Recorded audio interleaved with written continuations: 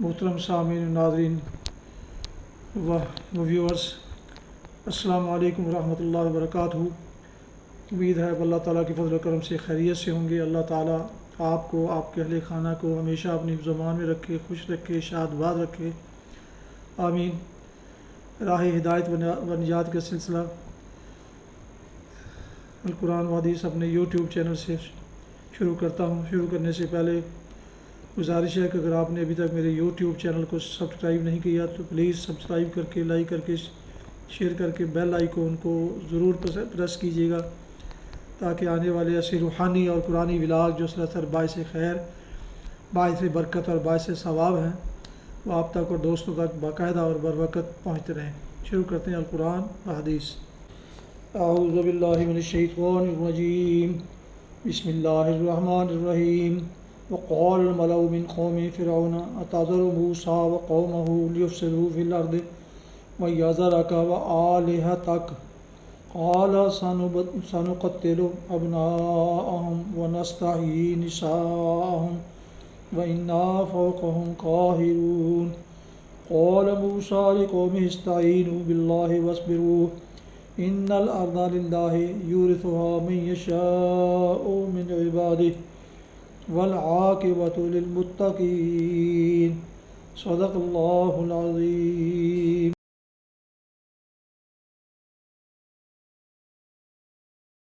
پیارے ویورز، ابھی آپ نے سورہ الاعراف کی آیات مبارکہ 127 اور 128 کی تلاوت سماعت فرمائی۔ اب اس کا اردو ترجمہ پیش کرتا ہوں۔ وقال الملأ من قوم فرعون، فرعون سے اس کی قوم کے سرداروں نے کہا، کیا تو موسیٰ اور اس کی قوم کو یوں ہی چھوڑ دے گا کہ ملک میں فساد پھیلائیں اور وہ تیری اور تیرے معبودوں کی بندگی چھوڑ بیٹھے؟ فرعون نے جواب دیا، میں ان کے بیٹوں کو قتل کراؤں گا اور ان کی عورتوں کو جیتا رہنے دوں گا۔ ہماری اقتدار کی گرفت ان پر مضبوط ہے۔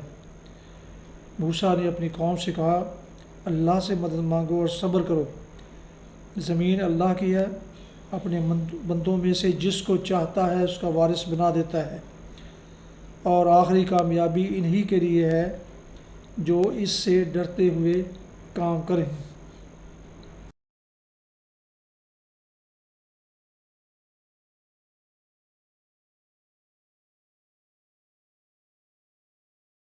تلاوت کی گئی آیت مبارکہ کی تفسیر بیان کی جاتی ہے۔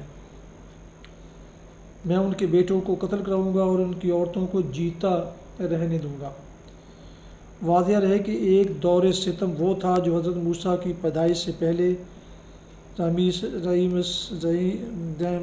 رمسیس ثانی کے زمانے میں جاری ہوا تھا، اور دوسرا دور ستم یہ ہے جو حضرت موسیٰ علیہ السلام کی بعثت کے بعد شروع ہوا۔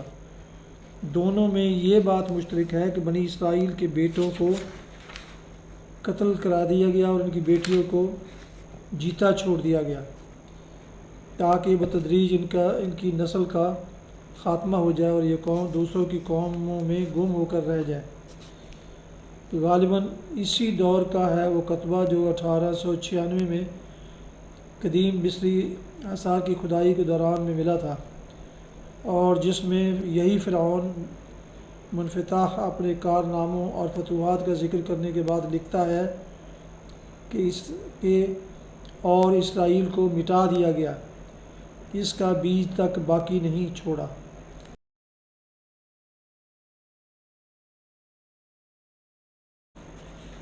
حدیث مبارکہ۔ حضرت ابو ہریرہ رضی اللہ عنہ سے روایت ہے، رسول اللہ صلی اللہ علیہ وسلم نے فرمایا، جس نے وضو کیا اور اچھے طریقے سے وضو کیا، پھر جمعہ پڑھنے کے لیے آیا اور کان لگا کر خطبہ سنا اور خاموش رہا، تو اس جمعے سے دوسرے جمعے تک کی درمیانی مدت اور مزید 3 دن کے گناہ معاف کر دیے جاتے ہیں، اور جس نے کنکریوں کو چھوا اس نے لغو کام کیا۔ صحیح مسلم کتاب الجمعہ حدیث نمبر 857۔ فوائد۔ اچھے طریقے سے وضو کرنے کا مطلب سنت کے مطابق وضو کرنا، یعنی اس میں اسراف اور حد سے تجاوز نہ ہو، ہر عضو کو زیادہ سے زیادہ 3 مرتبہ دھوئے، پانی ضرورت سے زیادہ استعمال نہ کرے اور کوئی جگہ خشک نہ رہے۔ اس سے یہ بھی معلوم ہوا کہ گھر سے وضو کر کے مسجد میں آنا زیادہ فضیلت کا باعث ہے۔ 10 دن کے گناہ معاف ہو جاتے ہیں، کیونکہ ایک نیکی کا اجر کم از کم 10 گنا ہے۔ گناہ سے صغیرہ گناہ مرادیں ہیں، ورنہ کبیرہ گناہ خالص توبہ کے بغیر اور حقوق العباد سے متعلق گناہ ان کی تلافی اور ازالے کے بغیر معاف نہیں ہوں گے۔ خطبے کو خاموشی اور توجہ سے سننا چاہیے، تنکوں اور کنکریوں کے ساتھ کھیل کود میں مصروف نہ ہوا جائے۔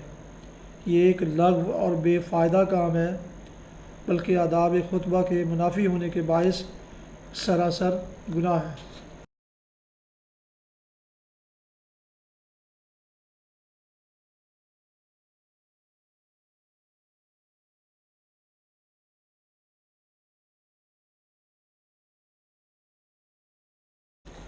سامعین اور ناظرین مکرم اور ویورز، یہ تھا آج کا راہ ہدایت و نجات کے سلسلے کا ولاگ القرآن و حدیث، جس میں آج آپ نے سورہ الاعراف کی آیات 127 اور 128 کی تلاوت، ترجمہ اور تفسیر سماعت فرمائی۔ اس کے علاوہ ایک حدیث مبارکہ بھی آپ کی خدمت میں پیش کی گئی۔ آج کا ولاگ ختم کرنے سے پہلے گزارش ہے کہ جن دوستوں نے ابھی تک میرے یوٹیوب چینل کو سبسکرائب نہیں کیا، وہ پلیز سبسکرائب کر کے لائک کر کے بیل آئیکن کو ضرور پریس کر لیجئے گا، تاکہ اس طرح آنے والے ایسے روحانی اور قرآنی ولاگز جو سراسر باعث خیر، باعث برکت اور باعث ثواب ہیں، وہ آپ تک اور دوستوں تک باقاعدہ اور بروقت پہنچتے رہیں۔ آپ دوستوں سے یہ ولاگ شیئر کرتے رہیے گا تاکہ دین کا یہ سلسلہ لگاتار یوں ہی چلتا رہے، اور اس کی حفاظت اللہ تعالیٰ نے خود اپنے ذمہ فرمائی ہے اور اپنے کلام پاک کی، جس کو آپ جتنا بھی پھیلائیں گے اتنا ہی اجر آپ کا بڑھتا جائے گا۔ اللہ تعالیٰ آپ کا حامی و ناصر ہو۔ اللہ تعالیٰ آپ کو، آپ کے اہل خانہ کو ہمیشہ اپنی حفظ و امان میں رکھے، آمین۔ اپنی دعاؤں میں پاک وطن، والدین، آباء و اجداد، اجزاء و اقارب، دوست و احباب کے علاوہ اس ناچیز کو بھی اس میں شامل فرمائے تو آپ کا بہت شکر گزار ہوں گا۔ ختم کرتے ہیں آج کا ولاگ اس دعا کے ساتھ کہ اللہ تعالیٰ آپ کو جہاں بھی رکھے، خوش رکھے، آباد رکھے، شاد باد رکھے۔ السلام علیکم ورحمۃ اللہ وبرکاتہ۔ پاکستان زندہ باد۔ اللہ حافظ۔